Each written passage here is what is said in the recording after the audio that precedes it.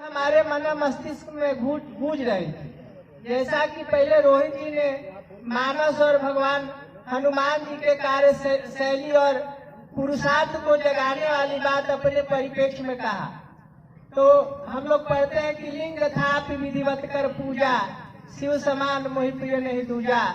भगवान शंकर की पूजा भगवान राम करते हैं और उसके बाद असुरों पर विजय की तैयारी करते हैं और विजय प्राप्त करते हैं और माता सीता को पुनः ले आके एक राम राज्य की जो परिकल्पना हमारे मन में, हमारे शास्त्रों में, हमारे नेताओं के मस्तिष्क में, गांधी जी से लेके और जो लोग हैं वो सब एक ही कल्पना करता है, राम राज्य राम राज्य राम राज्य।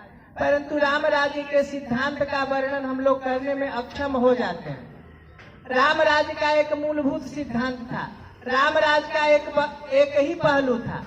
जैसे अभी हम लोग देखते हैं कि शिव परिवार में सब का अलग अलग है। भगवान शंकर बैल पर विराजमान है तो माता सिंह वाहिनी है, जो कि समानांतर नहीं है। सिंह का भोजन गाय है और गाय पर कभी भी उछपट लपट सकता है। एक और देखते हैं कि कार्तिकेय जी मोर पर बैठे हैं तो दूसरी ओर चूहा पर भगवान गणपति घूम रहे हैं।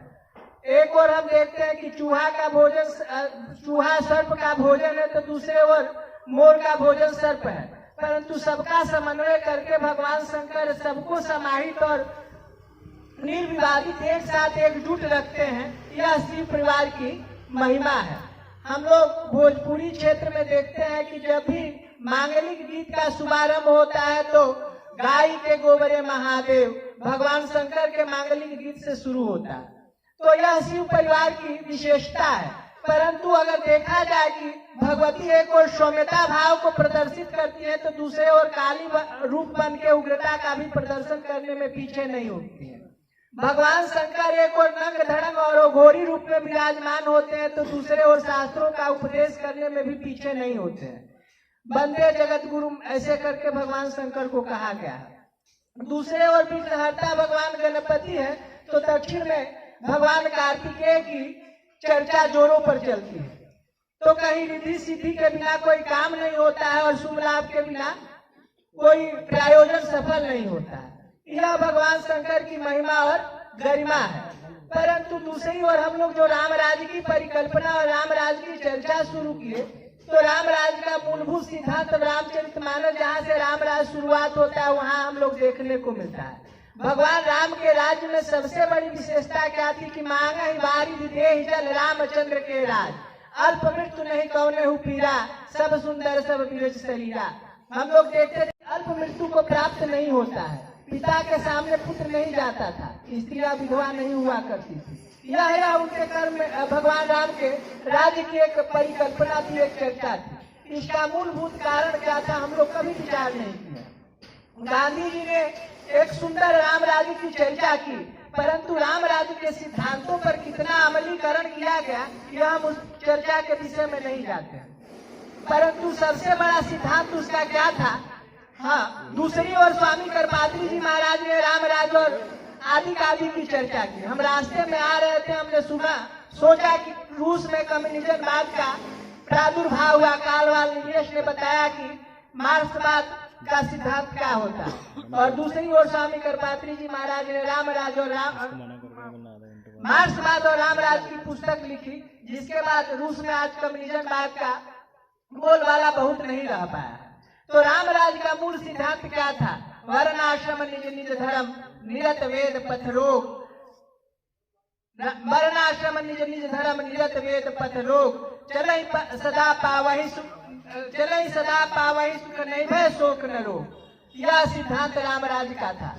उस राम राज्य के अनुसरण और अनुशीलन करने से व्यक्ति निश्चित रूप से सफलता की ओर अग्रसर होगा, प्राप्त होगा। और एक राम की चर्चा आई है तो हम राधे श्याम रामायण की युक्ति सुना के अपने विषयों को विराम देना चाहेंगे। राम राज्य का सिद्धांत क्या था? बड़ी सुंदर चर्चा आती है।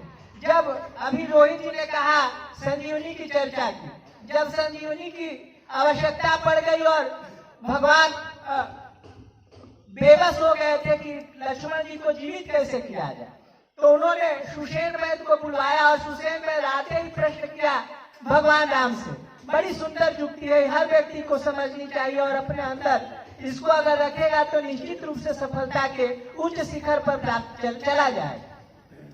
आगे पूछता है सुषेण वैद्य भगवान राम से, कहता है कि मैं वैद्य हूँ रावण के घर का, मैं वैद्य हूँ रावण के घर का, कैसे मैं राम का काम करूं, अनुचित होगा यदि बैरी के भैया को मैं आराम करूं। वो कहता है कि आप भगवान है, मर्यादा के रक्षा हेतु आपका अवतार हुआ है और मैं शत्रु के घर का वैद्य हूँ। ये बताइए कि अगर मैं दवा बताता हूँ, अनुचित होगा यदि बैरी के भैया को मैं आराम करूं। जिसमें प्रत्यक्ष बुराई है, कैसे वो काम किया जाए, यदि राम आज्ञा दे दे तो ऐसा भी अधर्म किया जाए। तो कहता है सुषेण वैद्य भगवान राम से कि अगर भगवान राम अगर कुछ कहते हैं तो उस सर्वथा धर्म होगा, हम तुरंत मानेंगे, परंतु हमारे पास यह धर्म संकट उत्पन्न हुआ है। तो भगवान राम ने जो उत्तर और युक्ति बताया है उसका निराकरण और समाधान बड़ा ही सरस है और सब व्यक्ति को अपने अंदर इसको रखना चाहिए, क्योंकि धर्म के बिना किसी का परिवर्तन नहीं हो सकता और धर्म के बिना किसी का कल्याण नहीं हो सकता। क्षणिक हमको लगता है कि बुलबुला जैसा उठेगा परंतु समाप्त भी तुरंत हो जाएगा। भगवान राम ने कहा जिस धर्म के खातिर राज्य गया, जिस धर्म के खातिर राज्य गया और पूज्य पिता का मरण हुआ, जिस धर्म से भैया भरत छूटा प्यारी सीता का हरण हुआ। सबसे मार्मिक बात कहा, लक्ष्मण मरते हैं तो मर जाए, लक्ष्मण मरता है तो मर जाए, किंचित यह राम न बोलेगा, लेकिन यह राम न बोलेगा किंचित भी अधर्म किया जाए। तो अधर्म नहीं होना चाहिए। आज हमारा जब देश हुआ तो कहा, हरिश्चंद्र से पूछा गया तो हरिश्चंद्र ने कहा कि मैं राज्य निरपेक्ष हो सकता हूँ, मैं पत्नी निरपेक्ष हो सकता हूँ, पुत्र निरपेक्ष हो सकता हूँ, यहाँ तक कि शरीर निरपेक्ष हो सकता हूँ, परंतु धर्म निरपेक्ष नहीं हो सकता हूँ। आज सब कुछ सापेक्ष है और देश धर्म निरपेक्ष है और धर्म के ही आधार और अवलंब लेके हमको लगता है कि देश के बंटवारा से लेके और देश के अभी आधुनिकीकरण से वो जो अभी चल रहा है, रोहित जी ने बताया कि आयुषीकरण तक जो चल रहा है तो यह धर्माधारित ही चल रहा है। व्यक्ति के जीवन में अगर सनातन धर्म और सनातन धर्म का मूल सिद्धांत रहेगा तो उसका जीवन समुचित और व्यवस्थित होगा, जैसा कि भगवान शिव का समुचित और विपरीतार्थी होते हुए भी समानार्थी भाव से जो चलने की प्रक्रिया है, यह हम लोग को धर्म सिखाता है और धर्म के सबसे बड़े ज्ञाता भगवान शंकर है। और भगवान शंकर की जो प्राण प्रतिष्ठा हो रही है वह बधाई का, जो लोग कर रहे हैं वो बधाई के पात्र हैं और भगवान शिव, भगवान बजरंगबली दोनों एक दूसरे के पूरक हैं। तो दोनों लोग विराजमान होकर इस क्षेत्र के जनता की, इस कॉलोनी की रक्षा और सुख समृद्धि में अग्रसर हो, यह हमारी भावना और हमारी कामना भगवान विश्वनाथ और मैया अन्नपूर्णा से है। और हमारे भविष्य की कामना भगवान विश्वेश्वर और मैया अन्नपूर्णा से करते हैं। और अंत में हम अपने स्वामी जी का जो सिद्धांत है, अन्याय मिटे शुभ कर्म बढ़े, प्रभु तेरा एक सहारा है, सब सुखी रहे हो राम राज्य, बस यही हमारा नारा है, बस यही हमारा नारा है। पुनः जो यहाँ के ब्यूरो है राजेश व्यास जी, उनको हम हृदय से बधाई देते हैं कि कम से कम इस आधुनिकता के दौर में प्राचीनता और भगवान शंकर के मंदिर की जो कल्पना इनके मन में आई, भगवान विशेष इनको उत्तरोत्तर वृद्धि की ओर ले चले, यह हमारी भावना और कामना है। हर हर महादेव।